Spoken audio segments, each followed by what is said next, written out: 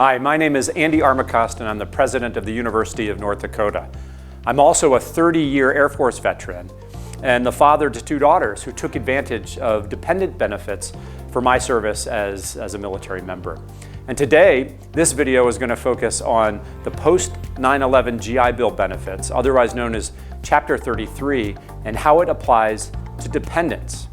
If you're interested in finding out more information about how these benefits apply to active duty or separated members, please refer to our other videos. Did you know it's possible to transfer your education benefits to your dependents? To start this process, you'll want to connect with your education officer. It's important to note that the military service member must take action while they are still active duty. This may incur an additional active duty commitment.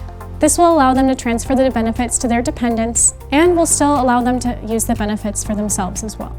To get things started, the active duty service member can request a transfer through MilConnect or reach out to their education service officer.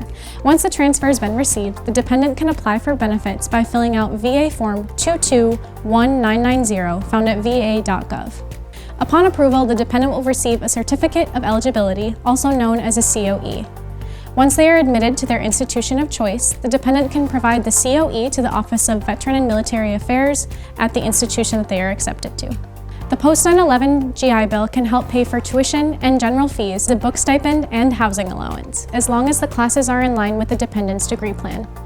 You can receive up to 100% coverage of your tuition and general fees. Check with the VA to find out your service member's rating and determine how much you are eligible for, or take a look at your COE.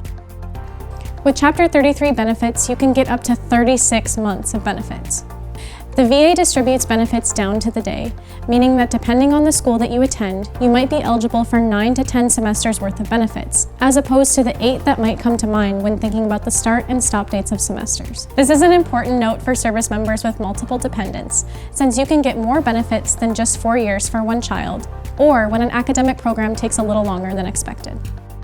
To continue to receive Chapter 33 benefits, a student must verify their enrollment each semester through email or via an opt-in text service. It's as easy as replying yes. On the last day of each month, you will receive a text requesting verification for that month. Reply yes if your enrollment status has remained the same, and reply no if things have changed. There are a couple more important things you should consider when using the Chapter 33 benefits, whether it's for you or for your dependents. At public schools, you'll need to check the residency requirements because there's a pretty good deal here. Public schools are required to offer in-state tuition to anyone who's using Chapter 33 benefits. And some schools and states will even extend those benefits after you use your Chapter 33 benefits, if you stay in school even longer. Here at the University of North Dakota, and in fact across the entire state of North Dakota, we actually do it one better. If you're the dependent of a military veteran or active duty person, you will receive in-state tuition from the moment you set foot on our campus. That's one of the great deals about coming to school here in North Dakota. In addition, let me also talk about if you choose to go to a private school. Private schools also have an important benefit. It's known as the Yellow Ribbon Program. And the Yellow Ribbon Program is an added benefit that the university will offer in conjunction with the federal government to increase the amount of money that you get for tuition. But you'll need to be careful with this, and you'll want to speak with their admissions office and their finance office to find out more. Each such private university sometimes has a limit on the number of people who can receive Yellow Ribbon benefits, and they might also place an upper limit on, or a cap on the amount of tuition that you can get through the Yellow Ribbon program. But as you go through, these are tremendous benefits that you can use to your advantage, but make sure that you speak again with the admissions and the finance offices. Visit va.gov to find all of the forms that were mentioned in this video and other resources that will help you along the way.